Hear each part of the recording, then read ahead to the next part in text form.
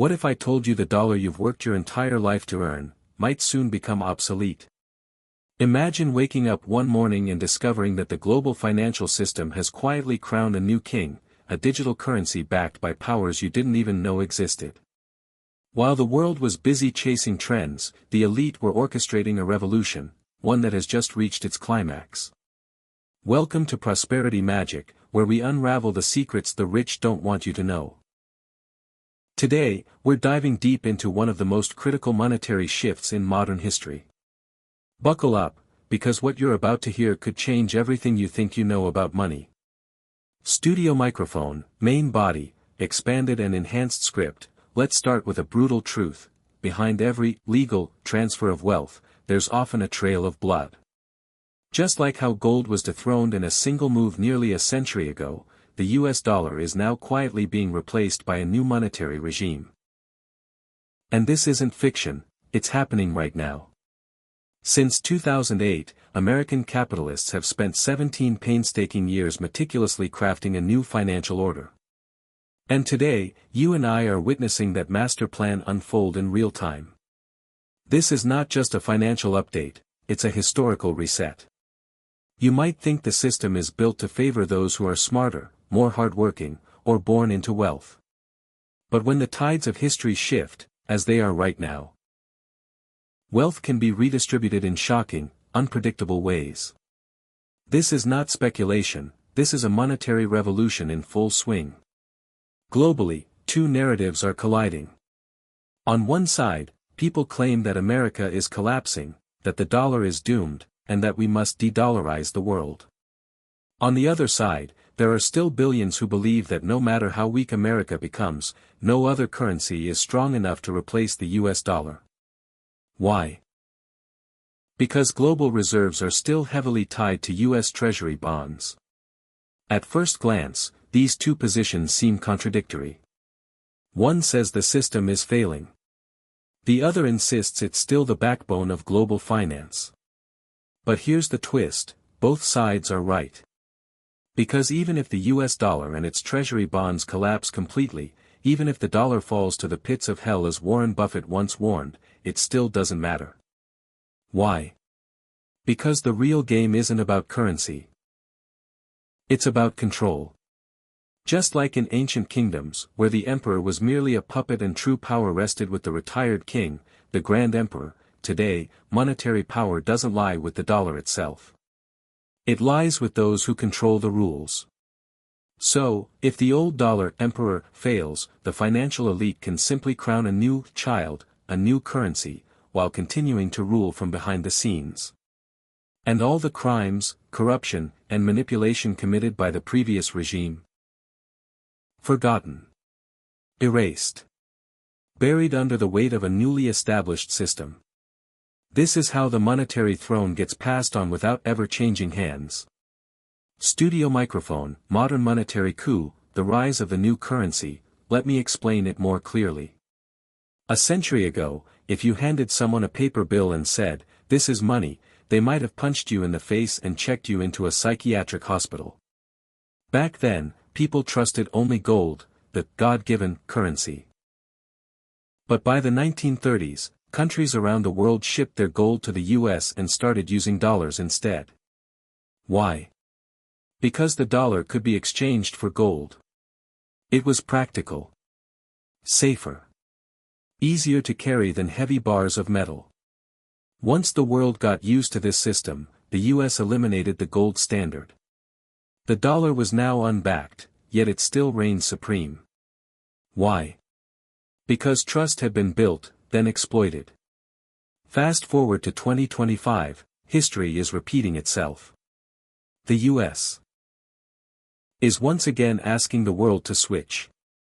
Not to gold. Not to Bitcoin. But to something new. A digital currency, stable, programmable, trackable. They promise, don't worry. You can always exchange it for dollars. You don't need to carry it. It won't get wet. It won't get stolen.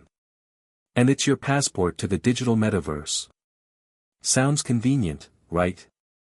But think again. This new currency is being propped up the same way the dollar once was, by tying it to something people already trust. In the past, they tethered the dollar to gold. Now, they're tethering the new currency, the so-called stable coin, to the dollar. Until one day, when trust in the new system is so absolute, they can cut the cord again. Sound familiar? Studio microphone, Bitcoin, deception, and the real king. You've probably heard the critics, Bitcoin is worthless. It's a scam. It's a bubble. But let me ask you, if I offered you 10 Bitcoin right now, worth over $1 million, would you refuse? Last year, one Bitcoin was worth just over $40,000. Today, it's pushing past $100,000. And yet, Bitcoin isn't the new king. So what is? Here's the genius move. The US government recently passed a groundbreaking law, one that looks like it protects crypto but is actually designed to crown a new king quietly. Bitcoin was just the Trojan horse. The real plan was always about stablecoin. Now that it's legalized, legitimized, and programmable, stablecoin is positioned to take over. And once it does, the US won't need to beg other countries to buy their bonds. They won't need to borrow from you. They can simply take your digital money, and loan it to themselves. Studio microphone, call to action, don't be left behind, so here's the bottom line. If you don't want your savings, salary, or future to be sacrificed in this massive monetary reset, if you want to use this once-in-a-century transition to leap into a new financial class, then you need to prepare now. That's exactly what this channel, Prosperity Magic, is here for. We'll keep giving you insider insights, decoded strategies, and historical truths the mainstream won't touch. So hit the like button, not just to support us, but to save this video into your playlist for easy access when you need to rewatch it. And if you're serious about staying ahead of this monetary revolution, subscribe now and turn on notifications. Because in this Game of Thrones, the players change. But the rules stay the same. Welcome back to Prosperity Magic. If you've watched our last episode, you already know that the fall of the US dollar isn't a theory, it's a meticulously crafted plan that's been unfolding since 2008. Today, we dig even deeper. Because what's coming next isn't just a transition, it's a takeover. It all began subtly. After the 2008 crisis, while the public panicked over mortgage defaults and stock crashes, American capitalists were laying the groundwork for a brand new global financial regime. Their goal? To dethrone the US dollar and install a new king. Warren Buffett warned us, quietly but persistently. As far back as 2003, he was already using metaphors like the island of waste and the island of savings to hint at the unsustainable path America was on. His message to the financial elite was clear. If America keeps buying global goods with real money while relying on US treasuries to borrow it all back, the system will collapse. Eventually, the world will stop lending money to America. The dollars it once spent will never return. And when that happens, the only option left will be to print, endlessly. That's why even rate cuts in 2008 couldn't save the US economy. They had to start printing. By 2020, the printing intensified, unlimited and unhinged. But now, even printing money and lowering interest rates no longer work. The system is cornered. In fact, just last year, when the US tried cutting rates again, the result was disastrous. No one bought US bonds. The dollar plunged. And this year? Stock and bond markets trembled. So why, suddenly, is Warren Buffett, who rarely comments on politics, making dramatic appearances and declaring that the dollar is heading to hell? Simple. He's signaling to the American elite, it's time. The new currency must rise. But don't be mistaken, this isn't a coronation. It's a rebellion. Just like the dollar's silent uprising against gold in the last century, today's monetary coup is happening quietly, step by step. Remember how the dollar once had to be backed by gold to gain global trust? Only after the world had surrendered their gold to America did the US break the gold standard. Now, the exact same script is being replayed. Only this time, the new star is the stablecoin. And yet, most people still don't even know what a stablecoin is. Back in the day, the dollar's rebellion had a name, the gold standard. Today's revolution has a new name, the Genius Act. On the surface, stablecoins are pegged to the dollar. But in reality, they are quietly replacing it. The revolution truly began in 2008, when Bitcoin emerged from the shadows of the internet. Unlike the dollar, Bitcoin didn't require physical form. No need to carry cash, no risk of theft, no government oversight. All you needed was your password. Because Bitcoin was decentralized and anonymous, it attracted money, legal and illegal, from across the globe. America's reaction? Publicly, they dismissed and attacked Bitcoin. Privately, they legalized Bitcoin futures.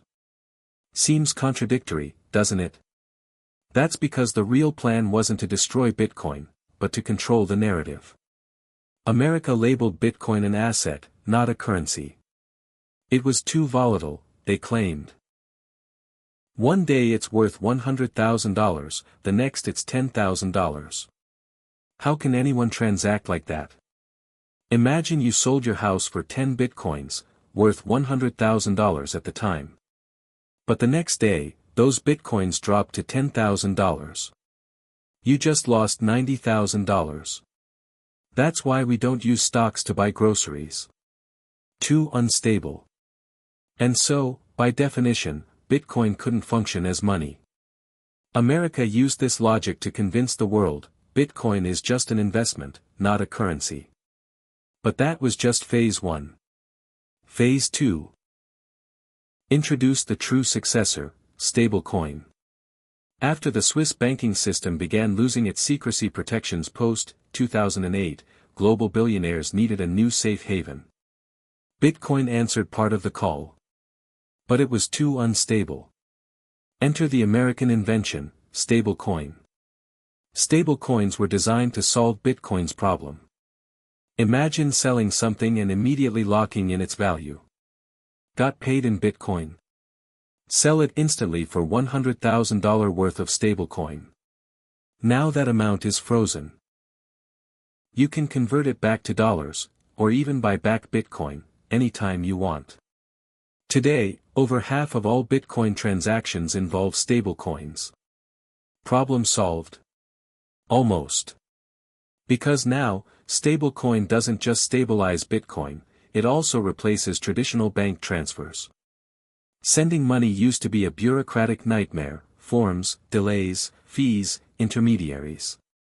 Cross-border transfers could take days.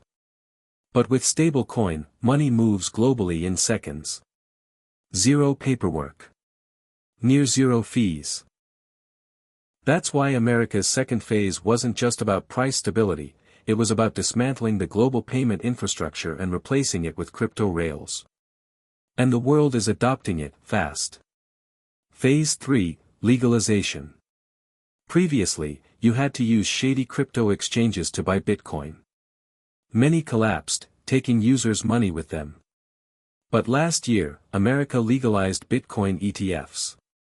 Now you can buy Bitcoin just like Apple stock, through any brokerage or bank. And just days ago, a new regulation came into effect. Stablecoin issuers must now hold equivalent US dollars or treasury bonds for every token they issue. If you exchange $1 million for stablecoin, that issuer must lock that $1 million in a bank or in bonds. That way, when you want to convert back, your money is there, fully backed. This tethering has made stablecoin functionally a digital dollar. But here's the twist, the US government doesn't control its issuance, it controls the rules. To simplify, 1. First, they drained the Swiss banks. 2. Then, they funneled that capital into Bitcoin. 3. Then, they transitioned to stable coins for stability and control. 4. Then, they crushed old financial systems, especially international money transfers. 5. Finally, they regulated stablecoin to make it seem trustworthy and dollar-backed. Now, even small investors are pouring in. And Bitcoin's price? No wonder it soared past $100,000. But let's be clear. In this game of speculation, none of us have a crystal ball. Whether it's gold, stocks, yen, or Bitcoin, we don't know the future. And good news?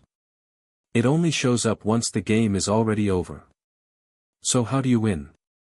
You follow the footprints of the insiders. The ones who built the game in the first place. If you found this breakdown insightful, hit that like button to save it for later, and share it with a friend who needs to hear this. And don't forget to subscribe to Prosperity Magic. Because we're just getting started. The throne may be changing, but the empire remains. Let's dive even deeper. Because what we're about to uncover isn't just a theory, it's the blueprint of the next financial era. If you think stablecoins are just another crypto gimmick, think again. They're the key to something far more powerful, the silent transformation of America's debt into digital currency. Of course, no one's going to tell you when the elite are buying or selling. But charts don't lie. Every move, every major transaction by institutional investors and capital giants leaves a footprint on the price charts. That's your map. Follow the flow of money. Let their trends lead you.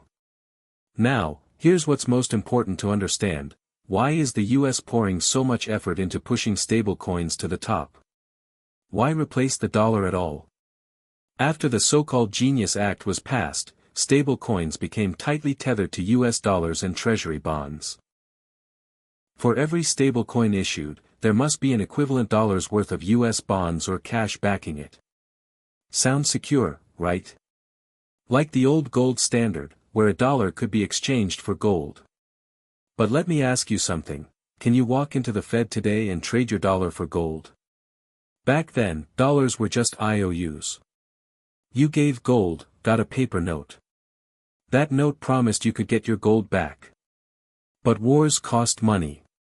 For Korea and Vietnam, the US printed far more dollars than they had gold to cover. Eventually, France caught on. The president stockpiled dollars, then demanded gold from the Fed, over 3,000 tons of it. And when other nations realized the same, they all lined up. But the Fed didn't have enough gold to satisfy everyone. So what did the US do? They flipped the table. In 1971, Nixon closed the gold window. The dollar was no longer backed by anything but belief. And those paper IOUs? They magically became real money. Now, fast forward. Today, the new IOU isn't the dollar. It's the US Treasury bond. The question is, what happens when everyone holding $36 trillion in US debt demands payment? Can America pay it back? Sure, by printing more dollars. But that only drives the dollar's value into the ground. Sound familiar? Here's the trick: instead of paying the debt, why not just transform it into currency? Just like the dollar once replaced gold, stablecoin is now being used to turn treasury debt into liquid money.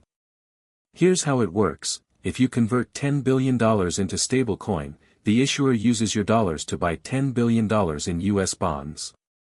Now you hold the stablecoins. The issuer holds the bonds, and earns the interest. The US government? They've got your cash. No need to sell bonds to the global market anymore. No need to ask for loans. Americans, and the world, are now indirectly funding US debt through stablecoin. This is debt monetization at its most elegant. The IOU disappears. The bond becomes currency. Let's make it clearer: when the dollar was backed by gold, it was a paper claim. When the US refused to redeem it, the dollar became the money. Now the bond is the new claim. Stablecoin is about to do the same trick, transforming bonds into currency. And when that happens, the US no longer needs the dollar. Public debt erased. This isn't science fiction, it's happening.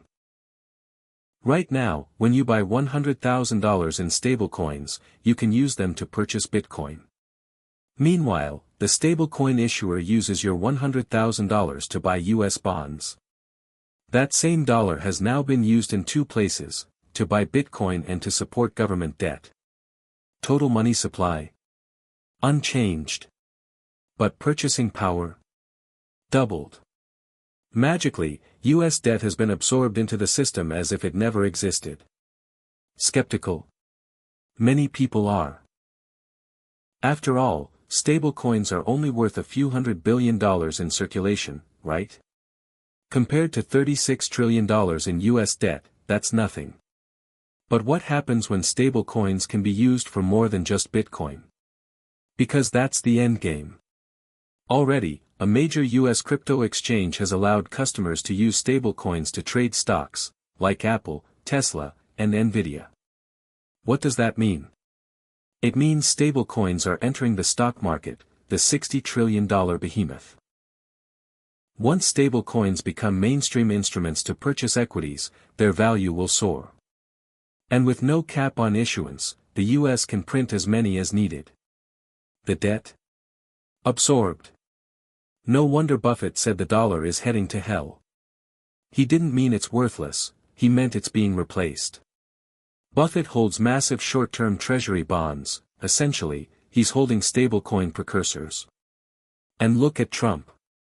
Once a critic of Bitcoin, now his family is launching their own cryptocurrencies, including stablecoins.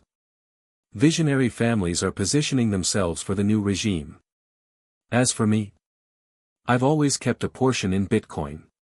And recently, Bitcoin has been my best performer, outshining even gold and the yen. Just take a look at the chart. Bitcoin dipped to the green support line around $77,000, then began recovering. Once it broke through the purple downward trend line, we knew the bearish phase was over. When it surpassed the orange line at $86,000, we went all in. Now I'm watching one thing, the red resistance line. In the past, Bitcoin hit that line and pulled back. But this time, it's consolidating, resting before a possible breakout. If it climbs past $110,000 with volume, I'll increase my position. If not, I'll take profits around $100,000. If this sounds complicated, don't worry. Learn the language. Study the mindset. Follow the framework I've shared across all my videos, and make it your own. And if parts of today's video were unclear, go back and watch the last 2 or 3 episodes. Each one builds on the last. I don't repeat everything every time. That would make each video too long. But at the very least, catch the last 2. The market's about to get even wilder. But that's all for today. I'll continue to share free lessons on wealth building, entrepreneurship, investing, and achieving financial freedom. If you don't want to miss out, follow this channel, turn on notifications, and share this video freely. And to all of you who hit like, I sincerely hope you reach financial freedom soon. If just 1 or 2 lines today helped improve your life in some way, that's more than enough for me.